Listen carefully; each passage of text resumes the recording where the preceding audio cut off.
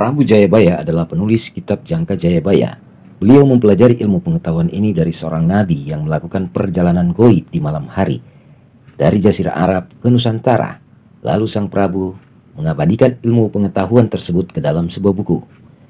Jadi Prabu Jayabaya adalah raja pertama di Nusantara yang menerima dan mengembalikan Islam sebagai agama yang dahulu dianut oleh nenek moyang bangsa Indonesia, sehingga dapat dipastikan bahwa sang Prabu hidup di abad ke-7. Prabu Jayabaya sendiri adalah keturunan Nabi Sulaiman alaihissalam, yang berarti juga masih keturunan Nabi Daud alaihissalam, karena Nabi Sulaiman adalah anak dari Nabi Daud alaihissalam, dan Nabi Daud telah diberikan kitab Sabur sebagai petunjuk bagi kaumnya dan keturunannya di Nusantara. Sementara itu, kitab Jangka Jayabaya adalah sebuah buku yang meramalkan tentang kemunculan seorang putra akhir zaman yang kelak akan memimpin bangsa Indonesia, yang disertai uraian tanda-tanda sebelum kedatangannya. Di dalam buku ini, sang putra akhir zaman yang terkenal dengan sebutan Satrio Piningit, karena di kitab inilah awal mula cerita tentang Satrio Piningit dikisahkan. Namun entah dari mana awalnya masyarakat Indonesia menggunakan sebutan Satrio Piningit, karena sesungguhnya nama sang putra akhir zaman yang tertera di dalam kitab Prabu Jayabaya adalah Imam Supingi, yang berarti pemimpin yang dipingit atau disembunyikan atau yang dirahasiakan kemunculannya. Oleh karena waktu atau tahun kemunculannya sangat dirahasiakan, makanya di dalam kitab Prabu Jayabaya dijelaskan tanda-tanda atau kejadian-kejadiannya, atau penjelasan tentang peristiwa-peristiwa yang terjadi sebelum kemunculannya, agar masyarakat Indonesia bisa peka dan merasakan waktu dalam memahami tahun kedatangan sang putra akhir zaman, apakah masih jauh atau sudah dekat, yakni ketika masyarakat telah melewati berbagai fase peristiwa-peristiwa yang terjadi sebagaimana yang dituliskan di dalam kitab tersebut. Setelah masa berlalu jauh setelah kematian Prabu Jayabaya, maka beberapa abad kemudian Allah Subhanahu wa Ta'ala kemudian memberikan kitab Jangka Jayabaya ini kepada keturunan Prabu Jayabaya yang bernama Ja'far Shadiq atau Sunan Kudus untuk disimpan dan dilestarikan. Selain itu, Ja'far Shadiq juga diberi kemuliaan berupa pemberian sebuah batu milik Nabi Musa alaihissalam yang bernama Tabut Musa, agar Sunan Kudus membangun Masjid Al-Aqsa atau Al-Quds di atas batu tersebut. Sebagaimana kita ketahui bersama bahwa di dalam video kami sebelumnya telah dijelaskan pemindahan Masjid Al-Aqsa dari Palestina ke Indonesia, di mana pemindahan tersebut diawali dengan penghancuran Baitullah Al-Aqsa di Timur Tengah di tangan Raja Babilonia. Lalu Allah memerintahkan para malaikat untuk mengambil tabut Musa agar dibawa keluar dari Yerusalem menuju ke bumi Nusantara. Dan seperti yang telah diulas bahwa berabad-abad kemudian tabut Musa itu diberikan kepada Sunan Kudus. Lalu beliau membangun sebuah masjid di samping batu itu, dan masjid yang dibangun oleh Ja'far Shadiq tersebut diberi nama Masjid Al-Aqsa. Dan sekarang masyarakat di Tanah Kudus menyebutnya dengan nama Masjid Menara Kudus. Selanjutnya, kisah hilangnya tabut Musa dapat Anda searching di Google untuk mengetahui jalan ceritanya. Bagaimana rasa penasaran masyarakat dunia tentang di manakah tabut Musa saat ini. Namun sesungguhnya sudah ada ayat-ayat di dalam Al-Quran yang menjelaskan tentang keberadaannya. Allah Subhanahu wa Ta'ala berfirman di dalam Al-Quran, surah Al-Baqarah ayat 248. Dan Nabi mereka mengatakan kepada mereka, sesungguhnya tanda ia akan menjadi raja ialah kembalinya tabut kepadamu. Di dalamnya terdapat ketenangan dari Tuhanmu dan sisa dari peninggalan keluarga Musa dan keluarga Harun. Tabut itu dibawa malaikat. Sesungguhnya pada yang demikian itu terdapat ayat yang menjelaskan bagimu jika kamu orang yang beriman. Baiklah, kita kembali mengupas tentang kitab Jayabaya. Kitab Jangka Jayabaya terdiri dari kumpulan-kumpulan bait atau pupuh yang dibagi dalam 3 kumpulan bait, yakni pupuh Asmaranda yang terdiri dari 21 bait, pupuh Sinom yang terdiri dari 29 bait, dan pupuh Dandanggula terdiri dari 8 bait. Dan di dalam penjelasan kali ini akan dimulai dari pupuh Asmaranda yang akan dibagi dari beberapa video yang mengisahkan bagian demi bagian, karena panjangnya penjelasan bait demi bait di dalam kitab Prabu Jangka Jayabaya tersebut, sehingga harus diulas dalam beberapa video. Pupuh Asmaranda dimulai dari bait pertama yang berbunyi sebagai berikut. Kitab Musarar inganggit duk sang Prabu Jayabaya ing Kediri Kedatone, Ratu Agaga Prakosa tan ana kang malanga, parang muka samya teluk, pan sami adri sadaya. Kitab Musarar sebagai petunjuk. ketika Sang Prabu Jayabaya bertahta di istananya di Kudus. Raja yang gagah perkasa, tak ada yang dapat menghalangi, seluruh musuh akan takluk sebab semuanya pada takut. Kitab Jangka Jayabaya dimulai dengan menyebut kitab Musarar dalam bait pertama Pupu Asmaranda yang ditulis sebagai petunjuk atau pengingat atau peringatan bagi umat manusia di Indonesia. Sehingga ini membuktikan bahwa kitab Jangka Jayabaya ini sesungguhnya tidak sama dengan kitab Musarar, atau kitab Musarar bukanlah kitab Jangka Jayabaya sebagaimana yang dipersepsikan para ahli pujangga dan ahli-ahli sejarah selama ini. Namun ini adalah sebuah kitab lain yang disamarkan namanya, yaitu sebuah kitab suci yang dibawa oleh salah seorang Nabi Allah, yakni Rasulullah Muhammad Sallallahu Alaihi Wasallam. Selanjutnya disebutkan tentang Prabu Jayabaya yang duduk di atas tahtanya di istananya di Kudus. Dan tulisan ini kembali menghancurkan kisah sejarah yang telah lama berkembang di kalangan masyarakat Indonesia bahwa istana Prabu Jayabaya terletak di wilayah Kediri, Jawa Timur. Padahal Kediri sendiri dalam bahasa Sanskerta berarti suci atau kudus. Jadi istana Prabu Jayabaya berada di wilayah Indonesia yang bernama Kudus, yaitu sebuah daerah di mana Sunan Kudus berasal. Selanjutnya, Sang Prabu disebutkan sebagai raja yang gagah perkasa. Tak ada yang dapat menghalangi, seluruh musuh akan takluk, sebab semuanya pada takut. Jadi Prabu Jayabaya secara fisik atau secara lahiriah telah menguasai seluruh kerajaan-kerajaan di Nusantara dari Sabang hingga Merauke. Dan ini adalah bukti otentik bagaimana Allah Subhanahu wa Ta'ala menjelaskan secara sempurna tentang sejarah bangsa Indonesia yang sebenarnya atau yang real sebagaimana tertulis di dalam kitab Prabu Jayabaya ini. Dan hal ini tentunya sangat menyakitkan hati para ahli sejarah yang hanya menduga-duga, karena sesungguhnya mereka tidak pernah menyaksikan langsung peristiwa sejarah yang terjadi di masa lampau, yaitu ketika disebutkan bahwa para musuh atau raja-raja takluk kepada beliau. Jadi secara rohani atau arti batinia disiratkan bahwa Prabu Jayabaya adalah manusia yang memiliki ketakwaan yang sangat tinggi kepada Allah Subhanahu wa Ta'ala.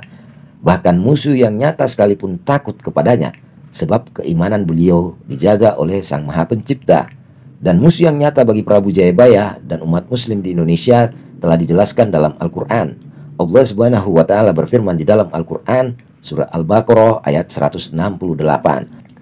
Hai sekalian manusia, makanlah yang halal lebih baik dari apa yang terdapat di bumi, dan janganlah kamu mengikuti langkah-langkah setan, karena sesungguhnya setan itu adalah musuh yang nyata bagimu. Kemudian Allah berfirman lagi di dalam Al-Quran surah An-Nisa ayat 101. Dan apabila kamu bepergian di muka bumi, maka tidaklah mengapa kamu mengkasar sembahyangmu jika kamu takut diserang orang-orang kafir. Sesungguhnya orang-orang kafir itu adalah musuh yang nyata bagimu. Jadi sangat jelas bagi umat muslim siapakah musuh yang sebenarnya, karena tertulis di dalam Al-Quran secara berulang-ulang. Selanjutnya bait kedua dari Pupu Asmaranda sebagai berikut. Milane sinungan sakti, Batara Wisnu punika, anitis ana ingkeneh ing Sang Prabu Jayabaya. Nalikane mangkana pan jumeneng Ratu Agung abala para narendra. Makanya imannya sangat kuat karena menitis Nabi Isa alaihissalam ke dalam dirinya, yaitu ke dalam diri Sang Prabu Jayabaya yang pada saat itu bertahta sebagai raja yang agung yang dipatuhi oleh para raja-raja.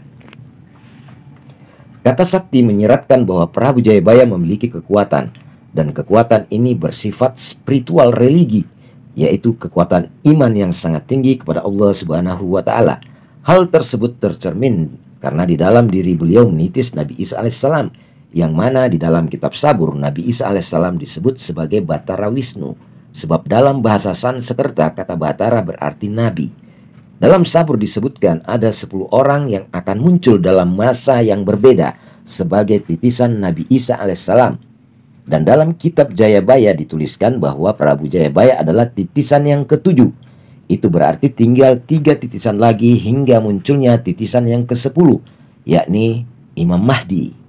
Dan agar supaya tidak terjadi salah paham tentang titisan Nabi Isa alaihissalam dan berpotensi dianggap sesat, maka saya akan mempertegas lagi bahwa kata titisan itu hanyalah bahasa perumpamaan, yang sesungguhnya bukanlah Nabi Isa alaihissalam yang sebenarnya, tapi orang-orang yang diberikan Ruhul Kudus ke dalam dirinya sebagaimana Nabi Isa dahulu. Allah Subhanahu wa taala berfirman di dalam Al-Qur'an surah Al-Baqarah ayat 87, "Dan sesungguhnya kami telah mendatangkan kitab Taurat kepada Musa, dan kami telah menyusulinya sesudah itu dengan kitab-kitab para rasul, dan telah kami berikan bukti-bukti kebenaran kepada Isa putra Maryam, dan kami memperkuatnya dengan Ruhul Kudus." Itulah yang dimaksud bahwa 10 orang tersebut yang hidup dalam masa berbeda akan diperkuat oleh Allah dengan Ruhul Kudus, sebagaimana Allah memperkuat Nabi Isa alaihissalam dengan Ruhul Kudus. Mengapa bisa demikian? Mengapa bukan Nabi Isa beneran? Mengapa hanya sebagai kalimat mutasyabih atau perumpamaan saja? Jawabnya, karena orang yang sudah mati tidak bisa lagi muncul saenake dewe ke bumi, sebab Islam melarang keyakinan tentang hidup kembali setelah mati, baik itu muncul ke bumi dengan badannya yang asli ataupun muncul sebagai reinkarnasi dengan fisik apapun, siapapun dia, mau presiden, pejabat tinggi negara, bahkan nabi dan rasul pun, no way. Nah, selanjutnya kita coba mengulasnya lebih detail. Tentunya akan muncul pertanyaan, benarkah kitab Weda itu adalah kitab Sabur Nabi Daud? Mengapa Nabi Isa alaihissalam disamakan dengan Batara Wisnu? Penjelasan pertanyaan pertama, kitab Weda sesungguhnya adalah kitab sabur yang diturunkan Allah Subhanahu wa taala kepada Nabi Daud alaihissalam kepada umatnya, untuk umatnya di Nusantara. Dan agar mengetahui penjelasan lebih rinci, maka Anda dipersilakan membuka video kami sebelumnya yang berjudul Satria Piningit dan Bapaknya Nabi Daud alaihissalam. Ketika Nabi Sulaiman bin Daud meninggal dunia, berselang beberapa abad kemudian bangsa Indonesia dijajah oleh bangsa-bangsa Turka, yaitu bangsa-bangsa yang mengelilingi pegunungan Himalaya seperti India, Cina, Kazakhstan, Uzbekistan, Tartar, Tajik, dan lain-lain. Bangsa-bangsa itu kemudian membagi Nusantara menjadi kerajaan-kerajaan kecil yang tunduk kepada masing-masing penjajahnya. Yang dijajah kerajaan Cina harus membayar upeti kepada pemerintah kerajaan Cina. Yang dijajah bangsa Hindi atau India harus membayar upeti kepada India. Begitu pula yang dijajah bangsa lainnya harus membayar upeti kepada bangsa yang menjajahnya. Kemudian, setiap kerajaan memaksakan agama kepada kerajaan yang dijajahnya, sehingga terbentuklah kerajaan-kerajaan Hindu, Buddha, dan animisme di bumi Nusantara, menggantikan agama Ibrahim yang dahulu masyarakat Nusantara anut. Bangsa India kemudian membawa kitab Weda ke negaranya dan mempelajari, lalu menjadikan kitab itu sebagai agama bangsa mereka, sebagai kitab agama bangsa mereka yang bernama Hindi, dan di Indonesia Hindi disebut sebagai Hindu. Weda kemudian dicampur adukan dengan menyisipkan ajaran nenek moyang orang-orang India yang menyembah dewa-dewa langit, menyembah sapi, menyembah tempat-tempat keramat, meyakini ajaran tentang reinkarnasi atau kelahiran kembali, mempercayai strata dalam kehidupan masyarakat yang merendahkan manusia yang satunya dan meninggikan derajat manusia yang lainnya. Lalu ajaran campuran dari India ini kemudian masuk lagi ke bumi Nusantara sebagai ajaran yang menyimpang. Lalu sebagian dari kitab Weda kemudian dijadikan cerita fiksi yang sangat menarik. Hal yang sama yang dilakukan oleh orang-orang Sulawesi yang mengubah kitab Taurat yang asli menjadi cerita fiksi, dan nama kitab Taurat tersebut adalah Lagaligo. Kemudian, bagaimanakah bangsa Indonesia bisa merdeka dari bangsa Turka? Nah, agar bangsa Indonesia bisa keluar dari penjajahan bangsa Turka tersebut, maka Allah mengirimkan azab peperangan di wilayah-wilayah bangsa Turka, perang antar kerajaan serta perang saudara berkepanjangan, sehingga mereka tidak sempat lagi mengurus wilayah jajahannya di Nusantara. Bangsa Indonesia kemudian bangkit melakukan perlawanan terhadap pejabat dan tentara bangsa Turka yang telah lama ditugaskan di Nusantara, dan dengan mudah bangsa Turka itu dikalahkan. Sebagian mereka bisa kembali ke negaranya, dan sebagian lagi diasingkan ke pelosok negeri, ke tengah hutan atau ke lembah-lembah gunung yang jauh dari pemukiman pribumi. Setelah merdeka, maka terbentuklah kerajaan-kerajaan kecil yang berdiri sendiri, sebab akibat dari penjajahan itu membuat Nusantara terpecah belah menjadi negara-negara kecil yang rapuh, yang membentang dari Sumatera hingga Papua. Dan beberapa abad kemudian, ketika usaha Rasulullah mencapai hasil maksimal, membuat Islam bercahaya di persada bumi pertiwi, maka saat itu kitab Weda jadi terpinggirkan dan disimpan serta diselamatkan oleh orang-orang Sabah sebagai bukti sejarah yang harus dilestarikan. Namun ketika bangsa Eropa, Belanda, Inggris, dan Portugis datang menjajah bangsa Indonesia, ada beberapa wilayah dari kekuasaan kerajaan Islam Mataram yang kembali menoleh ke belakang atau kembali menganut agama bangsa Hindi atau Hindu. Lalu kitab Weda mereka ambil dari Pulau Sabah untuk dijadikan sebagai kitab mereka. Begitulah jalan ceritanya, dan Weda sendiri berarti kumpulan wahyu yang wajib diketahui serta dipahami. Dan di dalam Al-Quran, kata sabur juga diidentikan sebagai kumpulan wahyu dari ilahi. Allah Subhanahu wa Ta'ala berfirman di dalam Al-Quran surah An-Nisa ayat 163. Sesungguhnya kami telah memberikan wahyu kepadamu sebagaimana kami telah memberikan wahyu kepada Nuh dan nabi-nabi yang kemudiannya. Dan kami telah memberikan wahyu kepada Ibrahim, Ismail, Ishak, Yakub dan anak cucunya, Isa, Ayub, Yunus, Harun, dan Sulaiman. Dan kami berikan sabur kepada Daud. Agar kita lebih meyakini lagi bahwa Weda itu sebenarnya juga kitab sabur, maka mari kita lihat tanda-tanda kitab sabur yang difirmankan Allah Subhanahu wa Ta'ala kepada bangsa Indonesia. Allah Subhanahu wa Ta'ala berfirman di dalam Al-Quran surah Al-Anbiya ayat 105. Dan sungguh telah kami tulis di dalam sabur sesudah kami tulis dalam Lauh Mahfuz bahwasanya bumi ini dipusakai kepada hamba-hambaku yang soleh. Melihat ayat tadi, maka pastinya di dalam kitab sabur tertulis juga kalimat yang mungkin mirip atau sama seperti yang tertulis di dalam surah Al-Anbiya ayat 105, bahwa bumi Nusantara ini diwariskan atau dipusakai atau hanya untuk kepada hamba-hamba Allah saja. Mereka yang makan sisa persembahan kurban sebagai amerta mencapai kemuliaan Brahman atau Ar-Rahman yang kekal abadi. Bumi ini bukan bagi yang tidak beryakna atau bukan bagi yang tidak bertakwa, apalagi dunia yang lain, akhirat. Wahai Arjuna. Selanjutnya kita membahas pertanyaan kedua, mengapa Nabi Isa alaihissalam disamakan dengan Batara Wisnu. Sebagaimana kami sebutkan tadi bahwa Batara dalam bahasa Sanskerta artinya nabi atau orang yang diutus menyampaikan wahyu dari Allah Subhanahu wa Ta'ala. Jadi Batara Wisnu artinya Nabi Wisnu.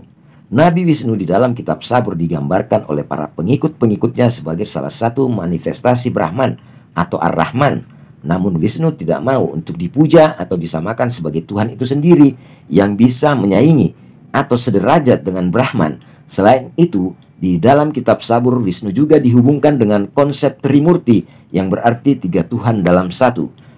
Jadi uraian Wisnu dan Nabi Isa alaihissalam sebenarnya menjelaskan hal yang sama atau profil yang sama atau figur yang sama, di mana jauh sebelum Injil diturunkan, kitab sabur telah menyampaikan nasib Nabi Isa alaihissalam yang telah diangkat oleh para pengikutnya sebagai manusia yang setara dengan Tuhan dan juga patut untuk disembah. Selain itu, Nabi Isa alaihissalam juga disebut sebagai bagian dari konsep Trinitas yang berarti tiga Tuhan dalam satu. Hal yang sama dengan konsep Trimurti di dalam Weda atau sabur.